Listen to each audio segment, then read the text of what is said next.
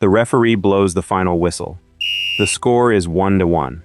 One team erupts in celebration. The other looks completely devastated. Same score. Same whistle. Two completely different endings. So here's a question. If your team just drew 1-1, should you celebrate or should you panic? Hold on to that question. By the end of this video, you'll know the answer. And it's not the same for every team. Football tournaments run on two completely different objectives. And almost nobody explains this. Mode 1. Collect points. Mode 2. Survive. Let's start with Mode 1. Most tournaments don't start by eliminating teams. They start by collecting evidence. One game isn't enough to know who's really the best. Anyone can have a great day or a terrible one. Here's proof of exactly how wrong one single game can be. In 2002, France arrived at the World Cup as reigning world champions. Their opening match was against Senegal, a team playing in its very first World Cup ever. On paper, it wasn't close. Senegal won, 1-0. The defending champions of the entire planet, beaten in their very first game by a debutante. If the tournament ended after one match, that result alone would have told you nothing true about either team. Senegal went on to reach the quarterfinals. France went home without scoring a single goal. The entire tournament. That's exactly why football doesn't judge you on one game. So teams get grouped with a small number of opponents, and instead of strict win or go home, football hands out points. Win gets you 3 points. A draw earns 1 point. A loss gets 0. Added up over several games, and the top teams move forward. It's the same system whether you're watching the World Cup, the Champions League group stage, or the Euros. Different competition, same math. In this mode, a draw isn't a disappointment. It's a deposit, and it can carry a team further than you'd think. Imagine this. Your team doesn't win their first game, or their second, or even their third. Most people would assume they're already going home.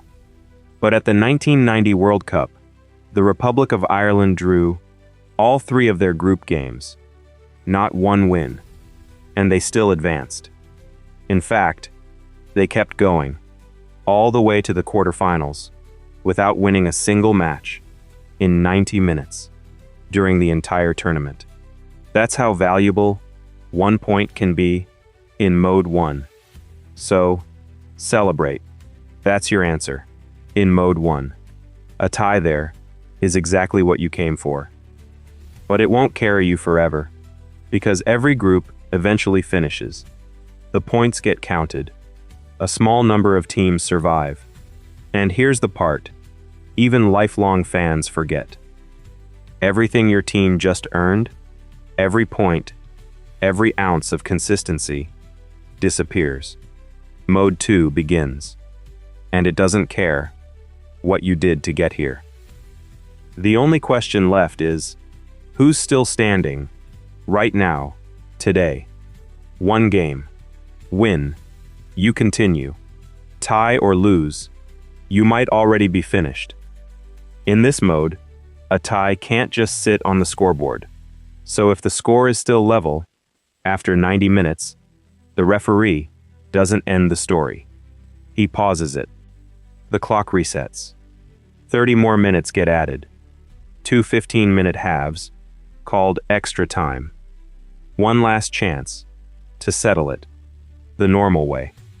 Now, here's something that might surprise you. Extra time hasn't always worked the way it does today. For a while, FIFA tried something completely different.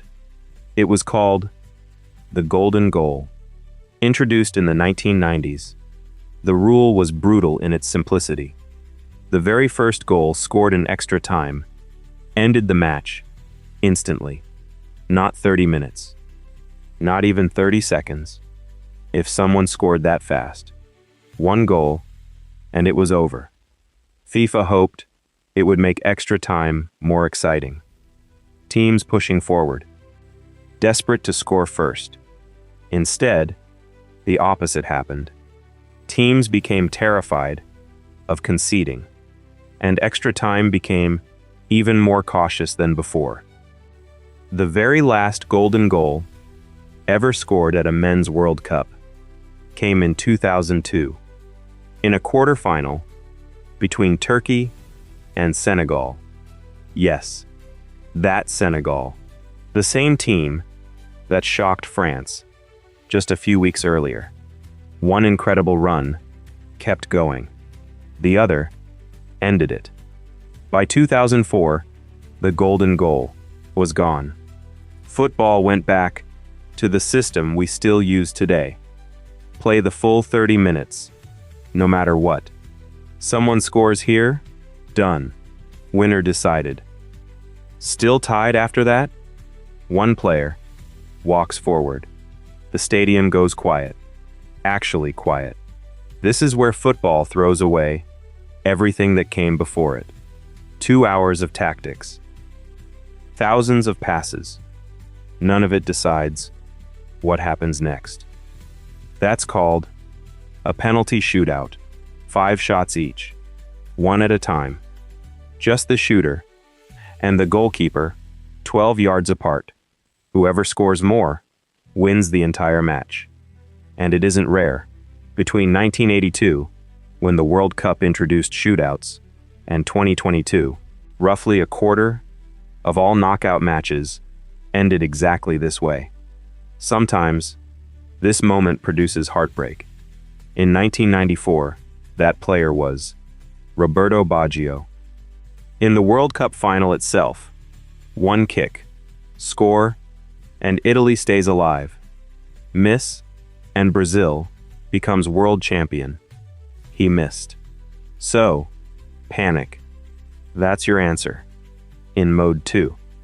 A tie there was never an ending. It was the moment, right before something crueler decided everything. But heartbreak isn't the only ending. Almost 20 years before Baggio's miss, in the very first penalty shootout ever used in a major tournament final, a Czechoslovakian player named Antonín Panenka stepped up, needing one goal to win the entire European Championship. Instead of blasting it, he did something almost nobody had dared on a stage that big. He chipped it, gently, straight down the middle. The goalkeeper had already dived away. It worked. Czechoslovakia won. And that single, calm, fearless decision was so iconic that to this day, any penalty struck that way is simply called a Panenka. Same 12 yards, same silence. 2 completely different feelings, depending on which side of history you land on. Now, remember those 2 scenes from the very beginning? They didn't happen in the same match. 2 different tournaments, 2 different objectives. That celebration, mode 1. That devastation, mode 2. Same scoreboard, same whistle. And until right now, you had no way of knowing which one you were watching. So the next time you see a football match end 1-1, don't just ask, who's winning? Ask, what game are they actually playing? The scoreboard tells you what happened. The tournament tells you why it mattered.